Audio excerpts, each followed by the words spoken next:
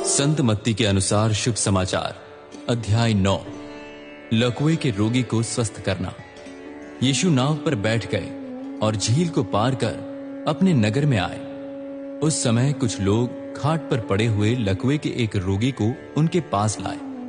उनका विश्वास देखकर यीशु ने लकवे के रोगी से कहा, पुत्र, धैर्य रखो, तुम्हारे पाप क्षमा हो गए।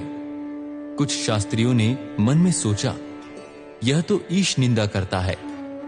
उनके ये विचार जानकर यीशु ने कहा, तुम लोग मन में बुरे विचार क्यों ला रहे हो? अधिक सहज क्या है, ये कहना, तुम्हारे पाप क्षमा हो गए हैं, अथवा ये कहना, उठो और चलो फिरो।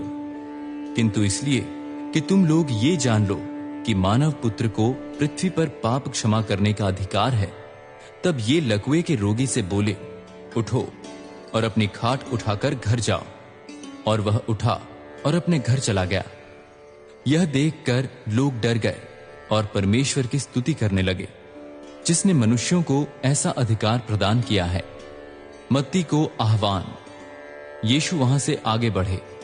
उन्होंने मत्ती नामक व्यक्ति को चुंगी घर में बैठा हुआ देखा और उससे कहा, मेरे पीछे आओ। और वह उठकर उनके पीछे हो लिया। जब यीशु घर में भोजन करने बैठे, तब अनेक चुंगी अधिकारी और पापी जन आए। वे भी यीशु और उनके शिष्यों के साथ भोज में सम्मिलित हो गए। यह देखकर फरीसियों ने उनके शिष्यों से कहा, तुम्हारे गुरु चुंगी अधिकारियों और पापियों के साथ क्यों भोजन कर रहे हैं? यीशु ने यह सुनकर उनसे कहा, निरोगों को नहीं, किंतु रोगियों को वैद्य की आवश्यकता होती है। जाकर सीखो कि इस कथन का क्या अर्थ। मैं बलिदान नहीं, बल्कि दया चाहता हूं। मैं धार्मिकों को नहीं, पापियों को बुलाने आया हूं। उपवास का प्रश्न।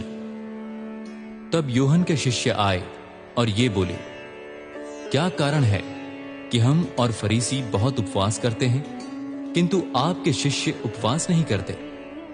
यीशु ने उनसे कहा, जब तक दुल्हा साथ है, क्या बाराती शोक मना सकते हैं? किंतु वे दिन आएंगे जब दुल्हा उनसे ले लिया जाएगा, तब वे उपवास करेंगे। कोई पुराने कपड़े पर कोरे कपड़े का पैबंद नहीं लगाता, क्योंकि वह पैबंद सिकुड़कर पुराना कपड़ा फाड़ देता है और चीर बढ़ जाती है। इसी प्रकार लोग पुरानी मशकों में नया दाखरस नहीं भरते, नहीं तो मशकें फट जाती हैं, दाखरस बह जाता है और मशकें बर्बाद हो जाती हैं। लोग नया दाखरस नई मशकों में भरते हैं। इस प्रकार दोनों ही सुरक्षित रहते हैं। अधिकारी की पुत्री और रक्तस्राव पीड़िता। यीशु उनसे ये बातें कह ही रहे थे कि एक अधिकारी आया।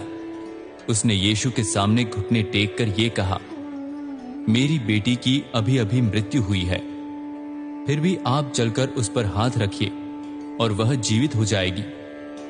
यीशु उठकर अपने शिष्यों के साथ उसके पीछे गए। उस समय एक स्त्री जो 12 बरस से रक्तस्राव से पीड़ित थी, पीछे से आई और उसने यीशु के वस्त्र के सिरे को छू लिया, क्योंकि उसने अपने मन में यह कहा था, यदि मैं उनका वस्त्र ही छू लूंगी तो स्वस्थ हो जाऊंगी। यीशु ने मुड़कर उसे देखा और कहा, पुत्री, धैर्य रखो, तुम्हारे विश्वास ने तुम्हें स्वस्थ कर दिया है। और वह स्त्री उसी क्षण स्वस्थ हो गई। जब यीशु अधिकारी के घर पहुंचे और बांसुरी बजाने वालों को और लोगों को रोते पीटते देखा, तो बोले, हट जाओ, बालिका नहीं मरी है, वरन सो रही है। इस पर वे उनकी हंसी उड़ाने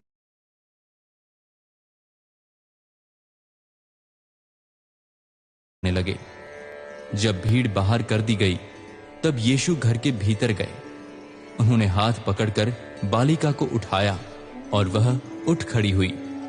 इस बात की चर्चा उस इलाके के कोने कोने में फैल गई। 2 अंधों को दृष्टिदान।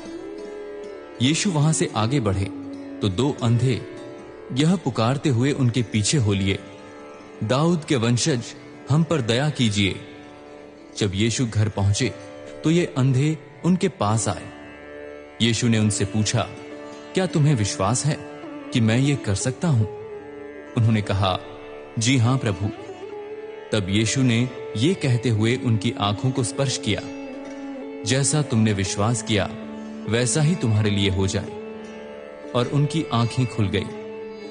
यीशु ने ये कहते हुए उन्हें कड़ी चेतावनी दी, सावधान, ये बात कोई न जानने पाए। परंतु उन्होंने जाकर उस पूरे इलाके में यीशु का नाम फैला दिया। भूतग्रस्त गूंगा। दोनों बाहर निकल ही रहे थे कि कुछ लोग भूत से जकड़े हुए एक गूंगे मनुष्य को यीशु के पास लाए। यीशु ने भूत को निकाल दिया और वह गूंगा बोलने लगा। लोग अचंभे में पड़कर बोल उठे, इज़राइल में ऐसा कभी नहीं देखा गया है। परंतु फरीसियों ने कहा, यह भूतों के नायक की सहायता से भूतों को निकालता है। यीशु की अनुकंपा। यीशु सब नगरों और गांवों में भ्रमण कर उनके सभागृहों में शिक्षा देते, राज्य के शुभ समाचार का प्रचार करते और हर तरह की बीमारी और दुर्बलता दूर करते रहे। जनसमूह को देखकर यीशु को उन पर तरस आया, क्योंकि वे उत्पीड़ित और निस्सहाय थे। वो उन भेड़ों के समान थे जिनका कोई चरवाह न हो। यीशु ने उनके शिष्यों से कहा, फसल तो बहुत है परंतु मजदूर थोड़े हैं, इसलिए फसल के स्वामी से विनती करो कि वह अपनी फसल काटने के लिए मजदूरों को भेजे।